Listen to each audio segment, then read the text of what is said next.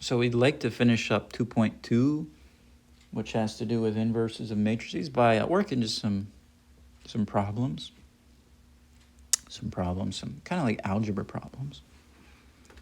So in this exercise, we have, suppose that A times x plus B times C equals D, with A and C invertible. So we're assuming that all these matrices are multiplicatively compatible. So they're probably all n by n matrices, the same number of rows as columns, all of them. So we want to solve this for x. So basically we want to get x by itself. Okay, so how do I do this? Here's my solution here to this problem. So I start off with the equation ax plus b times c equals d. And I know two things, right? I know that a and c are invertible. So what I could do, I could multiply by a inverse to get rid of the a on the left. So you have to multiply a inverse right next to the a. So it has to come from the left side.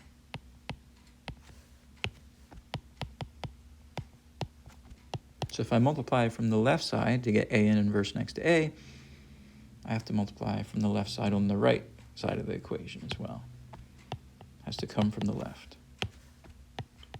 Right, we can't switch sides because we don't have commutativity. Remember, matrix multiplication is not a commutative operation. So if you're coming from the left side of the left side, you have to come from the left side of the right side. You have to multiply from the, I put it this way, you have to multiply from the left on both sides of the equation. Multiply from the left on both sides of the equation. Okay, so focus on this. What's a times a inverse? That's the identity, right? So we have the identity x plus b c equals a inverse d.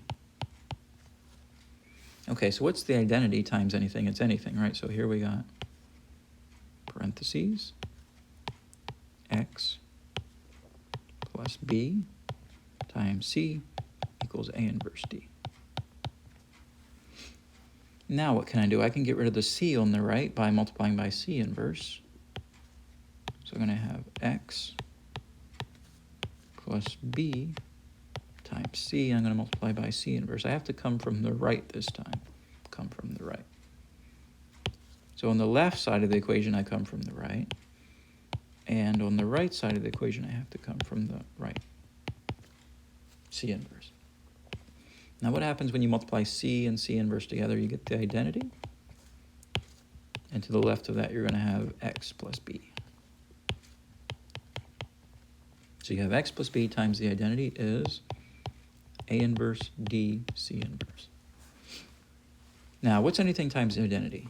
Anything, right? So you get x plus b equals a inverse d c inverse. And then finally, just to get x by itself, we would subtract b from both sides.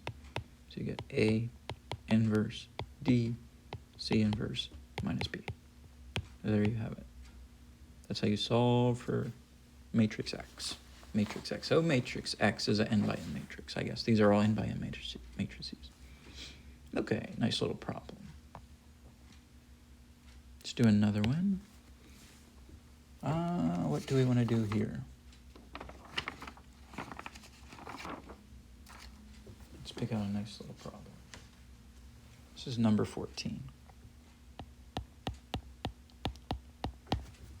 What page is this? In the latest edition of Lay's book, David Lay's book, this is number 14, page 112.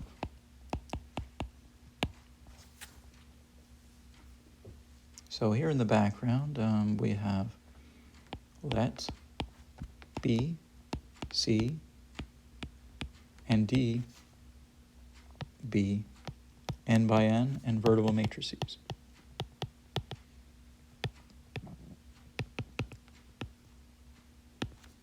Show if B minus C times matrix D equals the zero matrix. That's not the number zero, it's the zero matrix.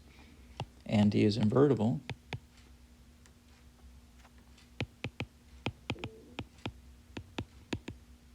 then B equals C. Oop, I wrote something down wrong. B, C, and D are just n by n matrices. So let B, C, and D be n by n matrices. So we have n by n matrices. We know B minus C times D equals a zero matrix, and we know D is invertible. We want to prove that B equals C. Let's prove this. So what are we assuming? We're assuming this right here, right? We're assuming, suppose B minus C multiplied by D equals a zero matrix. And also we're assuming D is invertible. We don't know that B and C have inverses, but we know that D has an inverse. So what I can do, I can multiply coming from the right side by D inverse.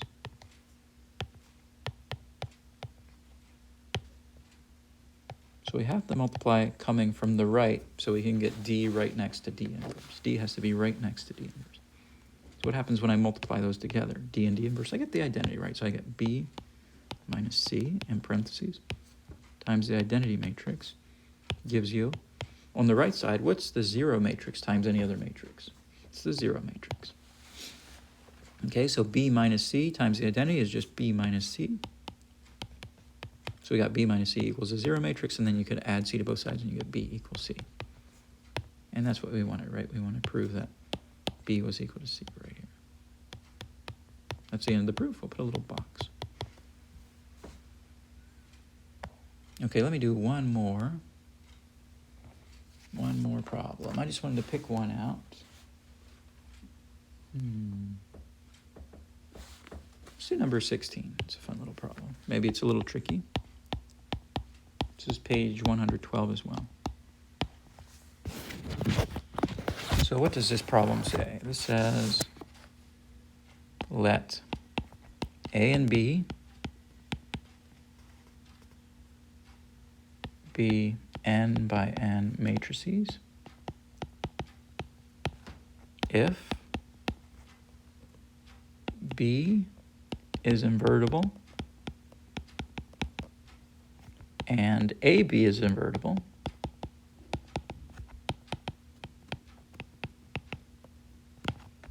then A is invertible.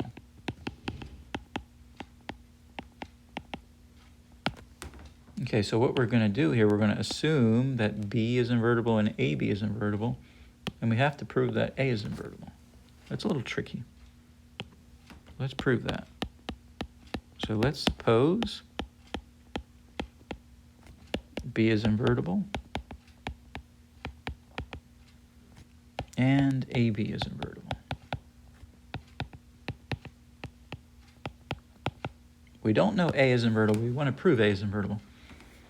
What does that mean if B is invertible? Then that means B inverse is existing and is invertible. Since B is invertible here, that means then B inverse exists, right? B inverse exists and is invertible as well. Remember, inverses are invertible themselves. That was a theorem that we had. Inverses are invertible as well. So what I'm going to do, I'm going to take AB and multiply it by B inverse. So let's note AB times B inverse. What do we know about AB? We know AB is invertible. What do we know about B inverse? B inverse is invertible, right? We know that invertible matrices, their products are invertible, right? The product of invertible matrices is invertible.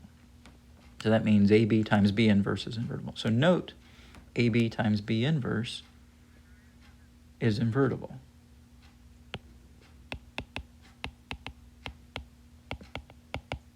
Since the product of invertible matrices